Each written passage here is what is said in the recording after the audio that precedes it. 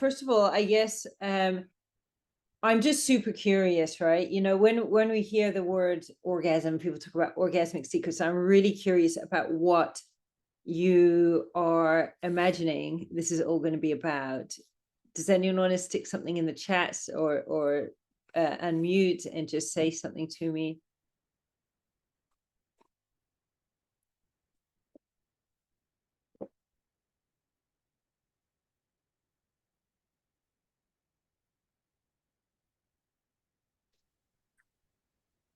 I'll say something. Can you hear me okay?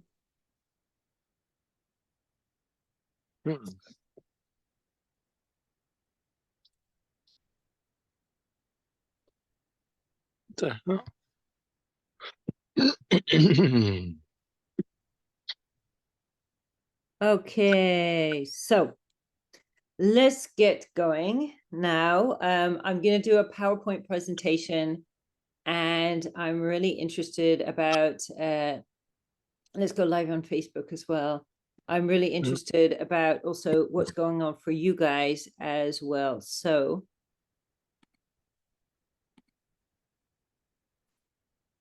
Can you hear me? Okay. Hello? Maybe not. Maybe I missed being muted.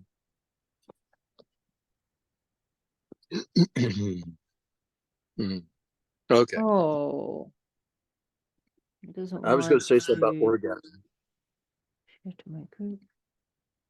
Oh, maybe the Facebook group has been blocked from having live streams. Let me just see if it's Jill trying to get to what?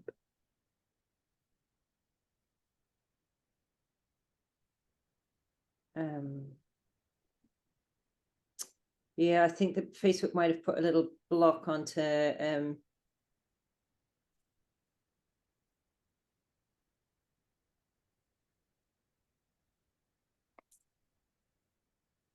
yeah, so that idea of release, you know, is really was somebody trying to talk and I couldn't speak?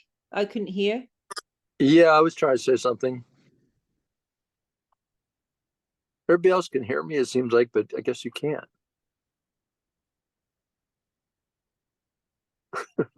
Okay. All right. Sorry if that's happening. So yeah, I'm going to be looking at this like right at the beginning. Okay, we think orgasm is about release. This is like something really, really different we're going to be talking about.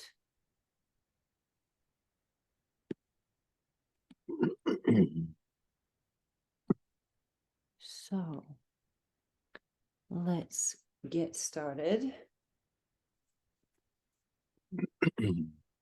Ancient Orgasmic Secrets. Can someone put the Zoom link onto the Facebook group so that people can join?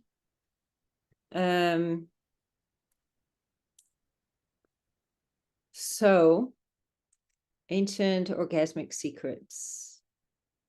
So right under your nose, and so obvious that you didn't even consider it. Orgasm is so much more than what we are told. In fact, we are sold a story as an absolute truth that's merely a perspective that limits our ability to enjoy orgasmic energy.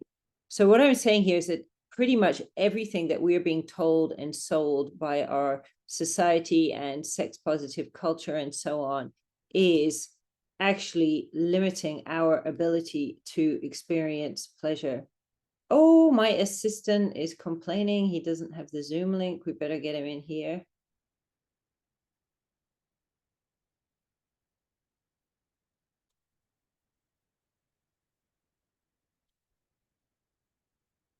Okay, so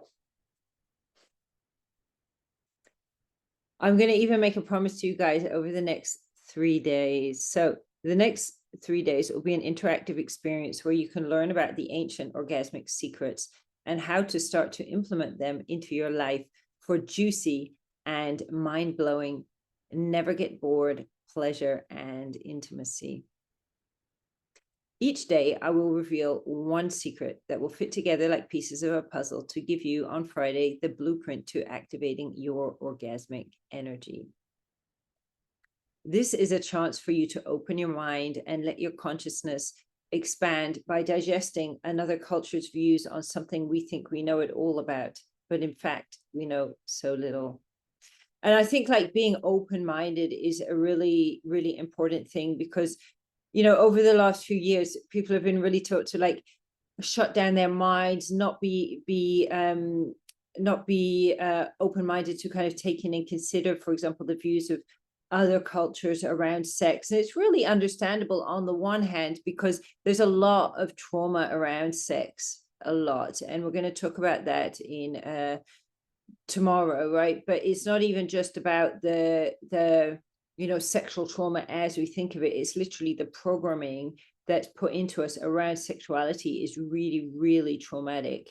And I'm going to be talking about that over a little bit today and in more detail tomorrow about what that programming is that's stopping us from experiencing this expansive feeling of sexuality, and keeps us stuck in the kind of chase that most people are stuck in. So the practices I will be describing are high level practices. It takes mindset, vision, and focus to implement them. But once you do, the results will blow your mind and go beyond your wildest dreams. And I just think that most of us, we don't really even know and understand what our bodies are capable of, the pleasure that we're capable of feeling. We're kind of, you know, settling for crumbs that are falling down off the table when there's literally a whole banquet waiting for us if we sit up and start using the knife and fork, quite literally, figuratively at the same time, you know. So the first secret that isn't a secret, because none of these are really secrets, because it's all right in front of our nose, just in plain sight, right in front of us, but it's so obvious that we don't figure it out. So this first one is that sexual energy is a multi-purpose and versatile superfood for your body and your soul. I'm curious, does that make sense? If it makes sense to you, can you stick me a 1 in the chat?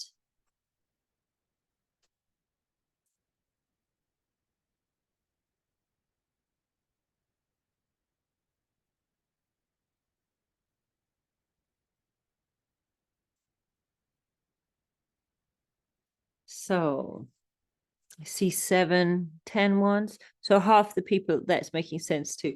If it doesn't make sense to you by the end, I want you to shout at me, even if you don't make sense to me, to you at the end of today. Okay, but definitely by the end of Friday, it should be making sense to you. So who am I?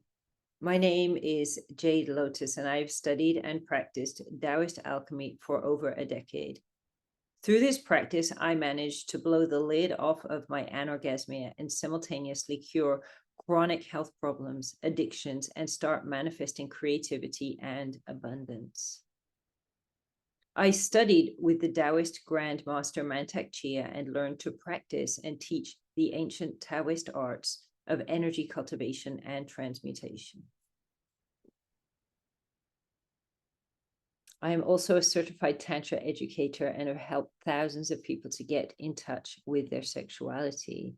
And here I am with Master Chia. I'm guessing most of you probably know who he is. If not, I would definitely start checking him out. So this disclaimer, it's going to come a little bit more into play over the next couple of days. But what we're talking about, what we're working here with, is really powerful, potent energies in ways that we can really, really tap into. But these energies, they need to be respected, and they also need to be worked with in certain ways, because many people have actually injured themselves with these energies by activating them in a way that perhaps amplified some kind of blockages that was already there instead of clearing it. And just to let you know as well that everything we're talking about here, this is what I teach with my clients. And I think that you're all going to get a chance to have like a free 10-minute consultation with me, that you can basically find out about how you can start. So it's not actually talking about the work that I do, but it's just about looking within the remit of everything we're talking about over the next 3 days, how you could start implementing these ancient orgasmic secrets into your life. So What is orgasmic energy? So this ties into that comment I got right at the beginning. Most Westerners think of orgasm as an ejaculation or the results of clitoral stimulation, a one-off, which is a release and finished. It's like, that's what most people settle for because it's all they know. Many ancient cultures did not see it this way. They say orgasm as an energy that should be preserved, and so they dealt with it very differently than we do.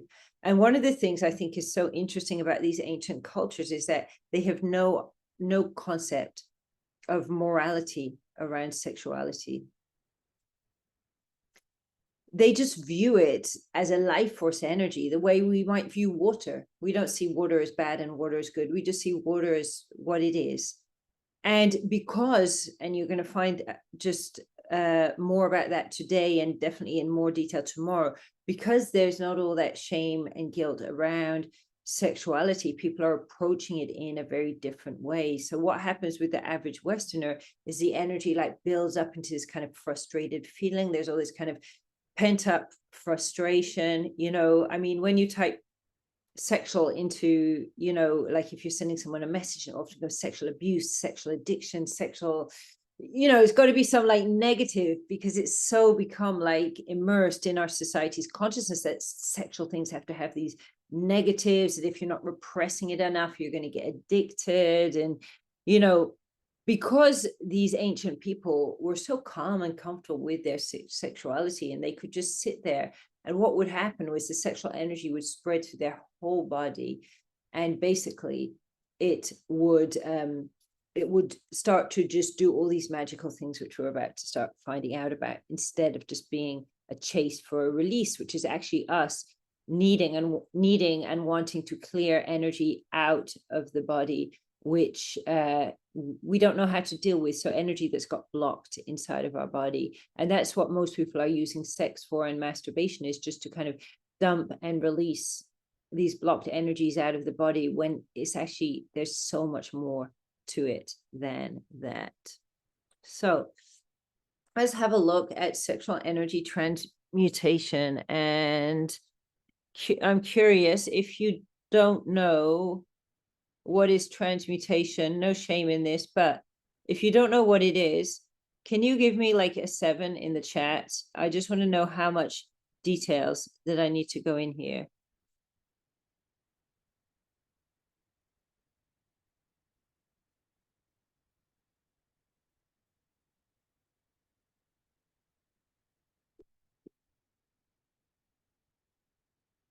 Okay, cool. You know, sexual transmutation, I'm just going to discuss it because I guess different people understand the word and the term in different ways. So sexual energy transmutation is the movement and the transformation, the movement up of sexual energy, and the transformation that happens as that energy moves up the body. And you're going to see very shortly some diagrams exactly how this works. But the first step of transmutation is to become chi energy, giving you vitality and aliveness. Now, many, even most people are sexually blocked. And if you think of like a real blocked state, it would be when there's like, either it can be like that there's a shutdown of sexual energy and you're not feeling it, or it can be that there's just constant need to release. So when you have these guys that's like masturbating all the time, that they call like porn addict or whatever, you know, the energy is so stuck right down in the lower part of the body because of the programming and indoctrinated that sexuality is a shameful thing. This is also the cause of, for example, sex crimes, sex perversion, and so on. It's because the sexual energy is so blocked by these beliefs that sexual energy is shameful.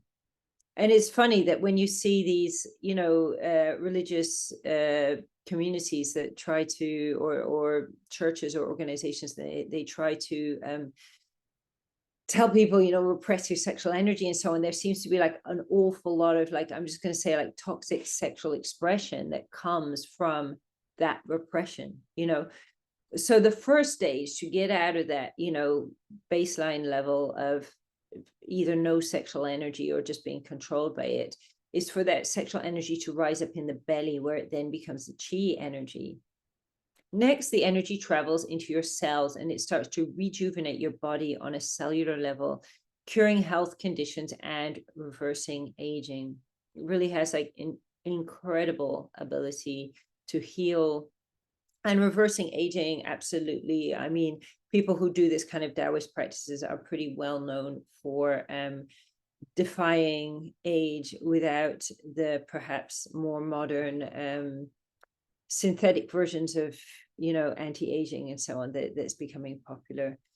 So with all this extra energy and inspiration, creativity goes through the roof, you know, because imagine already just your health and your energy is being optimized, you know, how much more energy you have to put into creativity. And there's definitely like that aspect to it. But I would also add that sexual energy is a very magical thing. There's definitely a magical aspect to it. So increased mental clarity and activation of your inner vision. So when the energy transmutes and it comes up into the brain, and this part in the center of the brain we call the crystal palace, there's a real like increase in mental clarity and acuity. And I'm going to say it's like activation of your inner vision. So this is very much about you creating the soul life, the soul aligned abundance and life around you that you desire. And sexual energy is basically going to amplify whatever you've got going on. Okay. Orgasmic energy, the amplifier. I am sure you have seen two people fall madly in love and then everything goes south as they descend into something that looks pretty toxic. This happens because sexual energy is an amplifier. When you repress your sexual energy, you can stay nice and safe and unimposing. A lot of guys are doing that at the moment, and there's definitely a message going out to guys: toxic masculinity and all this. Nobody's talking about toxic femininity, right? You know, but when you are repressing your sexual energy to try to be a nice person, to be a good guy, you're really losing something that can be incredibly, incredibly healing to yourself, and like really, really healing to women as well. And, you know, it's understandable why guys are feeling now at this time that they need to repress the sexual energy.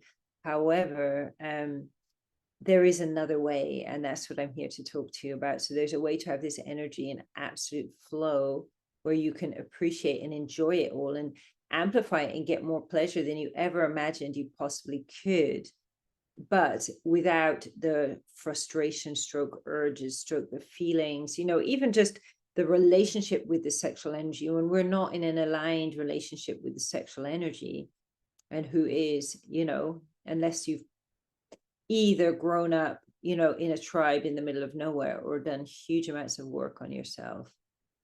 So sexual energy has this incredible way of shining a light on where we need to heal. And that's part of the magics. That's one of the magics of sexual healing, because sexual healing, it shows us where we need to heal. But it means that if you don't have the tools to consciously work with emotional energies, and these are essential for deep sexual pleasure. If you think you can have amazing orgasms and, you know, experience, you know, this in some way, like sidelining the whole emotional side of it, the emotions are a really important part of that energy. And it's actually being able to feel emotions that really like amplifies everything.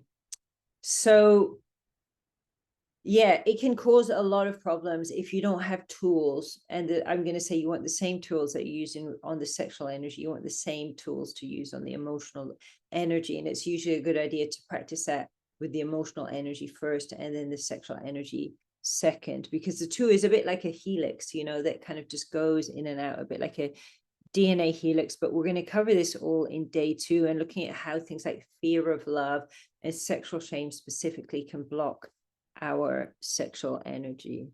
So let's have a look here at what is transmutation. And There's a diagram here with these 3 circles, okay? The lower dantian, which is about an inch below your belly button, the middle dantian, which is in your heart, and then there is the upper dantian, which is up in the brain. And the 3 dantians are the main 3 transformation centers. There's a lot of different transformation centers. In fact, our organs are a kind of transformation centers as well. And when the sexual energy is first raised into the lower dantian, it transforms into chi and into vitality. In the heart, it transforms into shen, which is like love. And finally, in the upper dantian, it becomes original Tao enlightenment energy. And let's look at this sexual soulful journey, because this is really about something that's very much about the soul. And the natural path of this sexual energy takes us through the journey from health to love, creativity, vision, and enlightenment, all on its own. So it's really great because you don't need a book or a religion or a priest or whatever telling you how to do it. It's actually there programmed into your body. It's naturally programmed into us to activate, to love, health, and spirituality through sexual arousal. This energy has the beautiful ability to activate us to every part of our potential. So why is that not happening around us in the world today? And the answer is you have been programmed. We've all been programmed. Everybody here, everybody watching the replay, we've all been programmed. And what I'm talking about there is when we're in the natural programming. But truth is that all of us who have been educated, civilized, indoctrinated, disciplined, start running on someone else's program.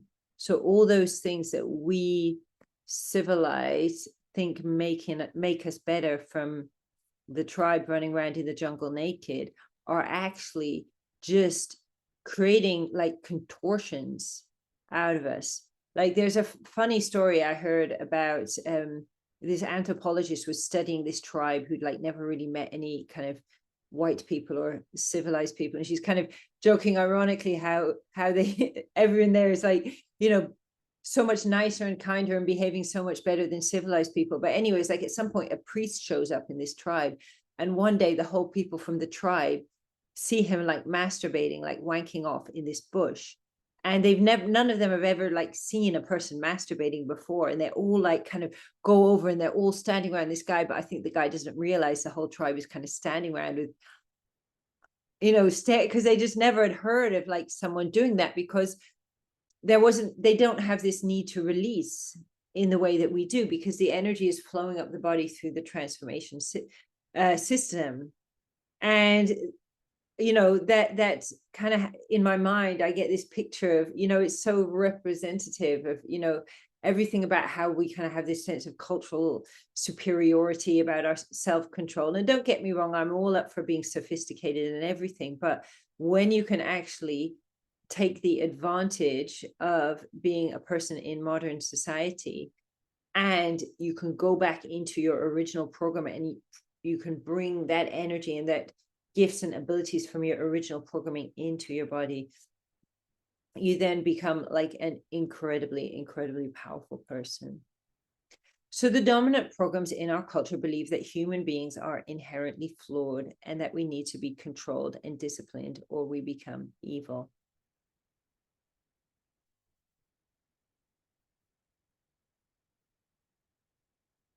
Huge parts of ourselves are rejected simply because we don't understand them anymore.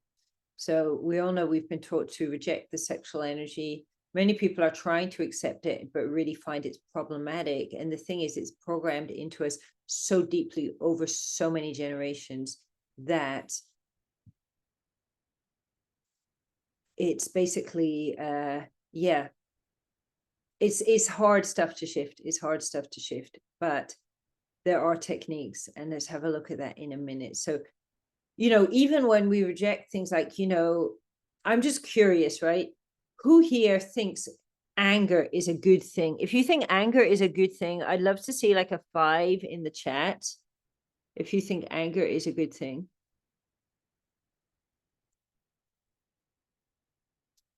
You can see who's listened to me a lot. Love it, guys. Has anybody here watched, I have a whole class, an hour and a half long, about anger and how useful and important it is. Yeah. I recommend to watch that. Everything negative can be transformed. And what's really amazing is that the pain and the negative emotions, they have this ability to take us through a process. And in this process, we then can actually heal. So when, for example, a lot of people who are traumatized as children, they end up kind of acting out and showing out all this anger at certain ages, which then sort of freaks out a lot of people who are an older generation or a younger generation maybe as well, who've not got a good relationship with their anger. And essentially this is just like young people healing themselves, but very often young people are stopped from healing themselves and stopped from being in touch with their emotions. And so they go into this chronic state where they then start getting diagnosed with personality disorders and so on and so forth. And when we're saying like, if anybody's ever been told like, you're angry, it's so bad, yeah, and then you just more and more angry, and you want to like just smash a chair over their head. And it's just like, if you just allow yourself to feel it, you don't get that smash a chair over his head kind of a feeling, and the thing is, we all feel that. We all get angry, we all feel ashamed, we all feel fear. So why are we all going through life trying to pretend we don't feel these things? Because all we do is we end up, these things end up becoming a self-fulfilling prophecy. And I will just say, there's a lot of, obviously there's a lot of publicity, I suppose, about domestic violence, which obviously like is a real problem, and talking about, teaching better behavior, I'm all up for that as well. However, when the underlying causes like men being taught to repress their emotions, when that's not being addressed, you're fighting a losing battle there, until men and women, I'm going to say as well, learn to have like healthy relationships with their emotions, there's going to be big problems with relationships. So your original programming, we all have the ability to return back to your original programming in flow with the web of life. So actually, it's not something that's like super elitist. You don't have to be some really, really special person. Sometimes people say, oh, Jade, you're so amazing at doing all those things. You can just lie down and in 1 minute breathe yourself into a full body orgasm. I'm like, yeah, I didn't used to have any orgasms. I didn't used to be like that. I didn't, I'm not going to say, oh, I was this spiritually connected 5-year-old who knew it all. No, I went there and I decided to change my life, and I decided to transform myself because I knew that I was worth it, and it's tough because we're taught that sexual energy is dangerous, it's harmful, it's perverted, so on and so forth, and it becomes that. So there's huge amounts of shame, and it's like you can work through the layers and still find more and more layers, but eventually it does come, things start shifting and things start changing. So the programming goes over centuries. It's embedded itself into your DNA, so there's probably been like, possibly millions of people have been put to death over, showing their sexuality or having a relationship with their sexuality or whatever. So it's really, really like, we're taught as women, we're taught to fear. If you show your sexuality, a guy is going to rape you and it's going to destroy your life. Men are taught, if you don't repress your sexuality, you're going to rape her and destroy her life and your life too, so there's a lot of programming to change. And the more we can understand it, is cool to understand it on the cognitive level. But when we start to understand it on the energy level, it means that instead of going through years of therapy, you can go through months of energy work. So many people try to get back in touch with these energies, but it's like a faint mist to most of us. most of us don't remember. Most people don't remember. I certainly didn't until I was activated to remember, and the information was put there in front of me. And then when I saw it, I just knew it was true. So everything that we have been taught teaches us to believe that what is our original truth is a lie. Because people say our original frequency is love. And our original frequency is also orgasm as well. 50% love, 50% orgasm, absolutely interconnected. And that's what a healthy sexuality is. And it's funny how in the past, sexual energy, orgasmic energy was demonized. And now we're finding that the energy of love is being sacrificed on the altar of sexual liberation. So I'm really curious now to see if anyone has any questions.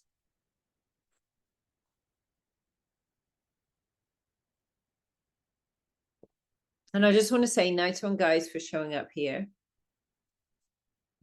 If we don't know each other yet, I want to invite you that I want to give you a free gift. I don't know if you got an email about a giveaway, but the email address, I think it wasn't working. So I want to just invite you to send a message to my WhatsApp number. And I'm going to send you, I have all kinds of different masterclasses that I've done that people usually paid to go to. You can just take my number and send me a WhatsApp message, and I'm going to send you one of those masterclasses. And also, can I just invite you at some point, if you want to just screenshot this and stick it into your story and tag us at the Art of the Bedchamber?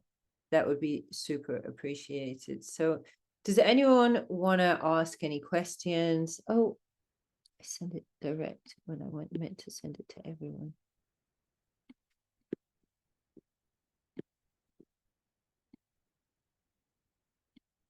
Okay, try to.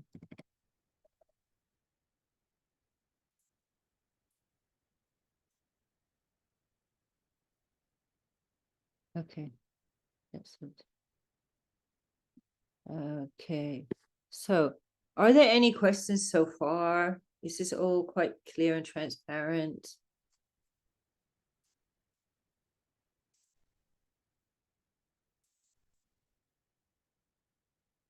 Okay, so really, when people go, no question, I'm like, are you guys shy? Or like, have I really explained it that well?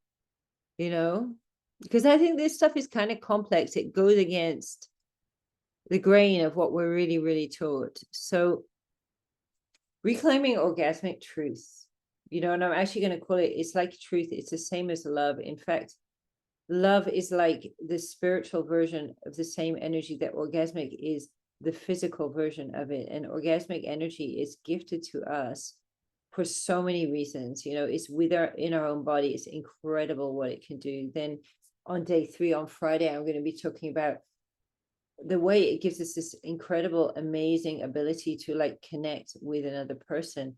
And most people think relationships just go sexless, you just get bored with each other. It's actually both because of like a lack of emotional connection and a lack of connection with one's own sexual energy. Because when you're connected in there into your sexual energy and into, you know, your partner, and you've got that ability to connect with yourself, which makes you able to connect with your partner, sex is just going to get better and better and better every day, and you know, every time that you do it, instead of the whole idea, oh, it's supposed to go stale.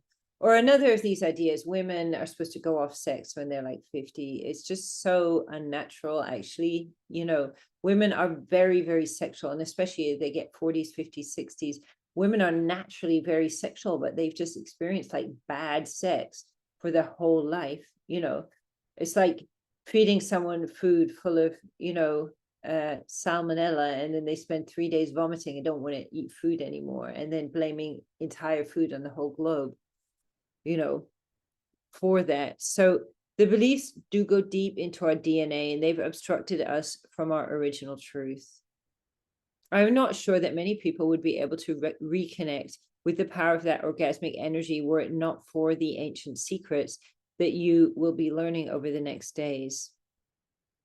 Our ancestors may have foreseen the conundrums we would get into, so lost about the meaning of what our sexuality is for. And sexuality is like really, really important. You know, I remember I was chatting with this woman and I was explaining to her about what I did as someone in my Facebook group, and I'm telling her, you know, a bit what it's about. And she's like, oh, you know, I have so many other problems in my life. I don't see how I can possibly justify, you know, prioritizing putting energy into my sexual issues, you know.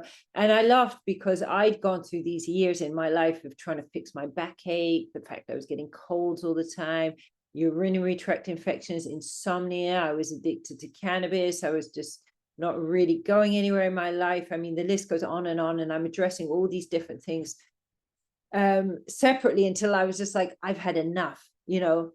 And I went in and I started to basically connect and reconnect with my sexual energy and learn how to start having orgasms. And all those things, just most of them just, you know, either disappeared or just faded into something very background instead of like dominating my life, you know. So even I found, for example, you know, I'd been for years addicted to cannabis because of insomnia, because of anxiety. It was this kind of, you know, it was a vicious cycle that many people that have gone through trauma get into, thinking that, you know, that they're being helped by the cannabis, and it was just messing up my life basically. And once I started these exercises, you know, and I really battled and tried hard to stop it, I lost all interest, I think, in a matter of weeks in cannabis. So I'm not sure that many. Oh, yeah.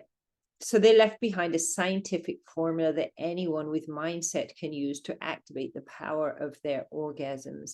And that is what is so amazing about this. And, you know, I am into Tantra. I've definitely like learned good stuff from Tantra, but there's something like, you know, you can go to a Tantra workshop or do a Tantra course that can teach you like certain things, you know, which can be really, really beneficial and helpful. But it's like when you want to go onto a high level with it, it's the Taoist stuff that will take you there, if that's where you want to go. So, and yeah, you are the resource, you know, and I really see this whole path as like a path of self-development and a path of transforming and changing ourselves into literally the most upgraded and the most best version of ourselves we can be, which is via this orgasmic activation. So your body is an alchemical chamber, and it's by investing in yourself that you will create the results that you desire in your life. Healing can be used as an excuse not to progress. Have we not all done that? Without a shift in growth, healing basically actually doesn't do anything. And someone who I respect a lot said to me recently, he said, you know, we can talk about the past life traumas, the childhood traumas, the whatever triggers and so on and so forth. And we do that. And those things are on a certain level, they exist and they are real. Yeah. But really what it ultimately comes down to is, are you operating off of someone else's programming? And this is why they traumatize people, because it's how they program people. Or have you reconnected in with your own programming and that divine programming, or the divine light energy coming into your body and activating your own original programming? And that's, yeah, I think that when I heard that, I was like, wow, yeah, that really, really hit the nail on the head. And it's actually what Taoism is all about, even though he doesn't really do it. But so yeah, it's like some people would rather be right than progress in their lives, and don't we all do that? Because it's our ego trying to keep us safe. But the cost of not having such a simple process to accelerate your results can be huge.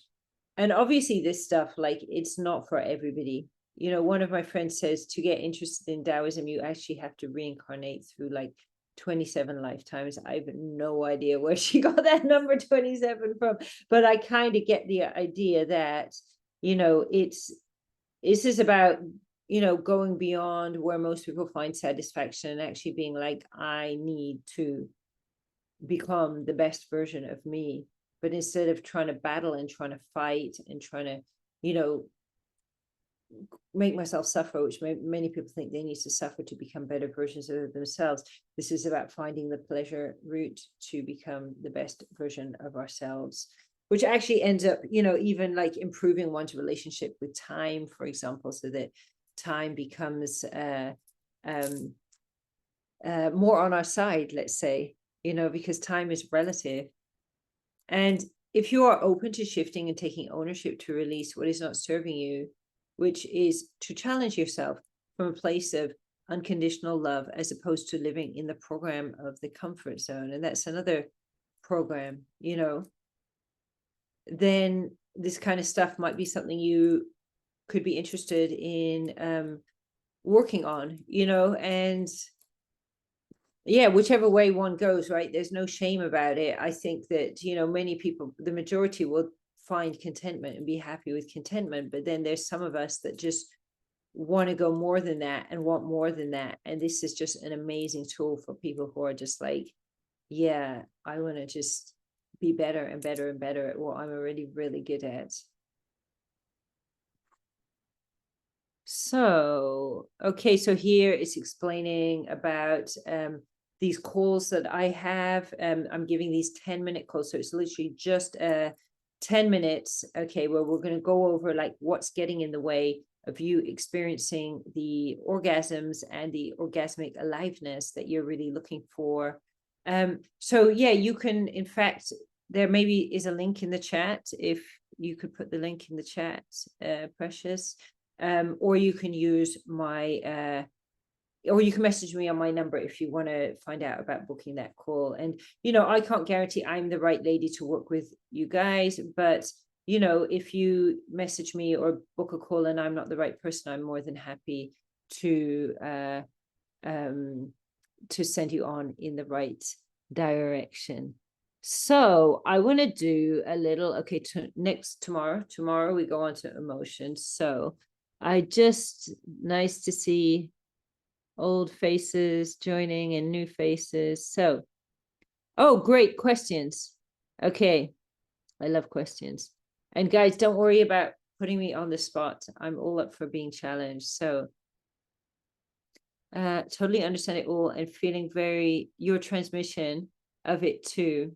So it's beautiful. Thank you. Thank you. Thank you. And another thing that I love about this is, you know, there's so much like, you know, we all have something inside us that wants to be spiritual, right? You know, but then that kind of like drifts a bit when we have a very strong ego. It then drifts into the spiritual ego, right? So you have all these spiritual people. I've transcended my anger, I've not ejaculated for 5 years, and, you know, all this. And okay, great, you know, but you often will find there's actually a lot of stuff repressed in there that the person's done a really, really, really good job of repressing, but somehow it's going to play havoc with the body, or it's going to cause problems or something. And, you know, what I love about this is it's really about being in the raw, authentic expression of yourself. And I definitely like, you know, I prioritize with all my clients here. This is about you just becoming the best version of you. It's not about trying to, you know, fit someone's idea of what is spiritual. You know, I mean, one of my clients has gone off and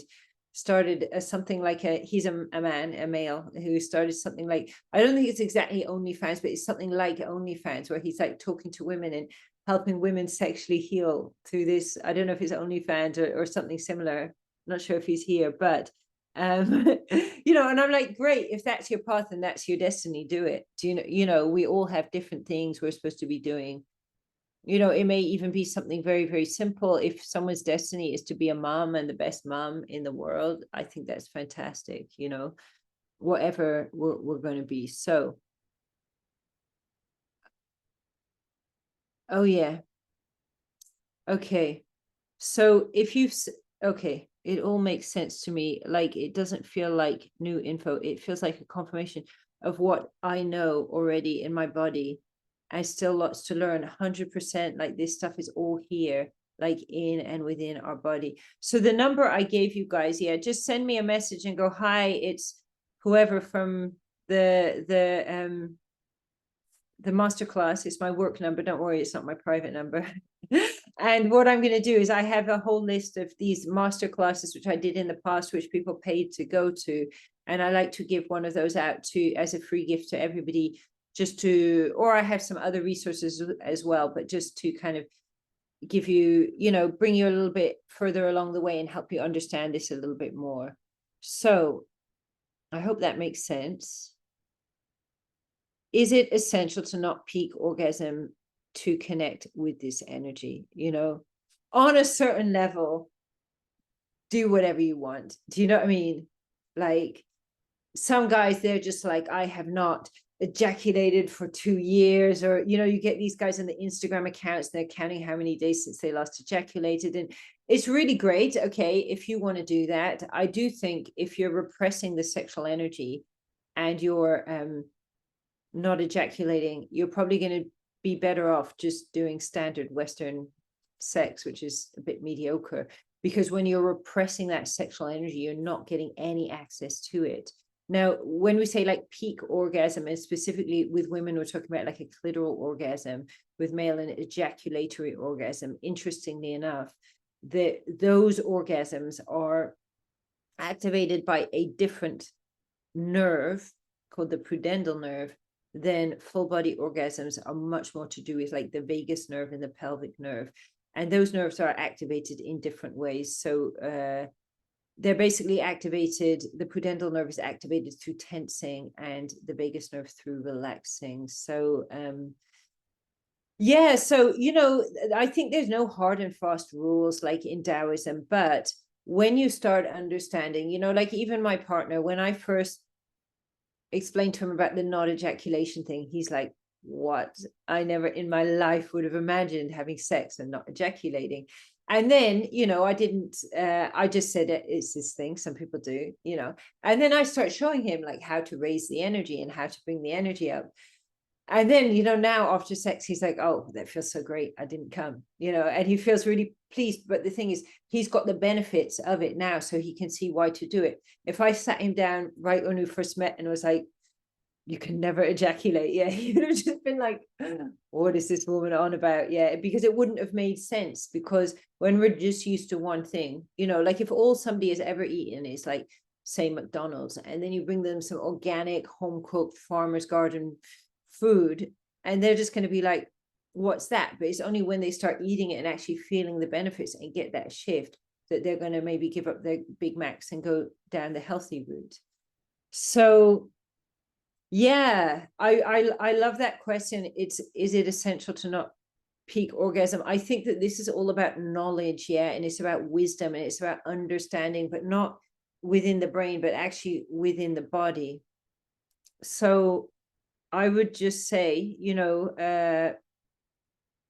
having open mind is really, really important. You know, I've got a few times had people go angry on my social media because of me criticizing the porn industry. My personal opinion is the porn industry does, you know, enslave people and feed them a really mediocre idea of what sexuality is about. I think it brainwashes people. You know, it's not to say there's anything wrong with sitting down and watching a porn movie or seeing people, let's say, seeing people have sex, seeing images of nude people. You know, if you go in Le Louvre in Paris, you know, there's full of nudes, you know, which are obviously kind of erotic stroke semi-erotic images. So these have been around, you know, for thousands of years. I mean, we think of dick pics as a new phenomenon. Thousands of years ago, men was carving their dicks, you know, out of wood or out of jade and giving it to their partners as a sign of love, you know. So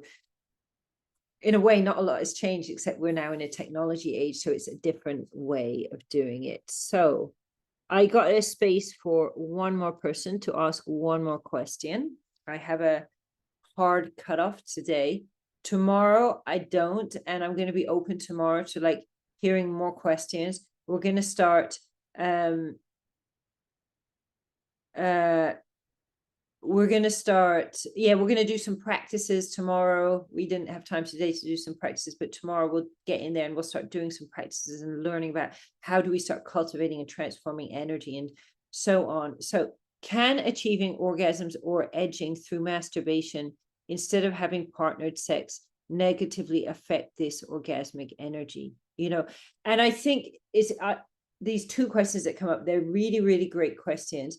I'm just going to say, in terms of the wording of those questions, that, you know, it's not a hard and fast rule, right? You know, a lot of guys will find they don't want to jerk off and come, you know, when they start working with this energy. I never say to my clients when they begin working with me, oh, okay, no more jerking off, no more watching porn or whatever. But usually between like even 2, 3, up to 5, 6 weeks, the interest kind of got lost, you know, in it. Because, and the thing is, oh, by the way, I teach guys to self-massage, but self-massage is very different from, because actually if you get your penis and you go like this, you're also can be damaging the tissues and even making it like an inch or two smaller as well by doing that. So there's a reason guys do that, and it's actually because of blocked energy. And I'm going to talk a little bit more about tomorrow about the genital reflexology zones as well. So I would say, like, it definitely can, like, you know, I wouldn't want to date a guy that was, you know, going off and like watching porn and jerking off all the time. I definitely think it would affect our sex life, you know. On the other hand, you know, does that mean he can never do it, or he can never jerk off or something like that? Well, you know, I think that when we start working with the energy, we just find what suits us. And some Taoists do go celibate, some have a lot of partners, but most would be in a partnered one-on-one, you know, one man, one woman, not polyamorous. That's the majority, but yeah. So I think I might have a great masterclass for you, James. Just drop me a text on that WhatsApp number. So the guy, he's single. And the thing is, I mean, I have found personally that times in my life when I have been single, I have been amazing times for me to get in touch with my body and my sexual energy. And that's not even like, you know, okay, I can't really say I masturbate probably in the way that most people masturbate. I more do this self-massage Taoist meditation with sexual energy. I remember reading in this Taoist book, someone was saying like, oh, some people accuse Taoists of reducing meditation to masturbation. You know, I mean, I kind of laughed when I heard that, because I can see how some people might look, but to Taoists, it all becomes one, where you're meditating with the energy and it's a spiritual experience, and you might be massaging yourself, but it would be very, very different. So like an example is, you know, I do have like a couple of vibrators, which I almost never use, but it's very, very hard for me to find a vibrator with like a gentle enough setting, because through doing these practices, I've become really, really sensitive. So the vibrate would normally be like a little bit of overwhelm for me, whereas for another woman, it might be, you know, that she would want to put it on a higher setting or whatever. So I'm really looking forward to tomorrow, and hopefully I'm going to connect with you guys personally. I do love giving these like 10-minute consultations to people, because I feel like everyone I talk to, I learn from, and I become like a kind of a better person, you know, which is what life is all about. So I'll see you guys tomorrow. Take care. So lovely to see people, some people here I haven't seen in quite a while. So lovely to see one. I don't want to shout any names out and have anyone feel you know, put on the spot, but there's definitely faces I'm recognizing that I might just know from social media or something. So okay, see you then. Oh, don't get upset if I don't reply back immediately, by the way, but I'll reply back soon. All right, take care. Bye.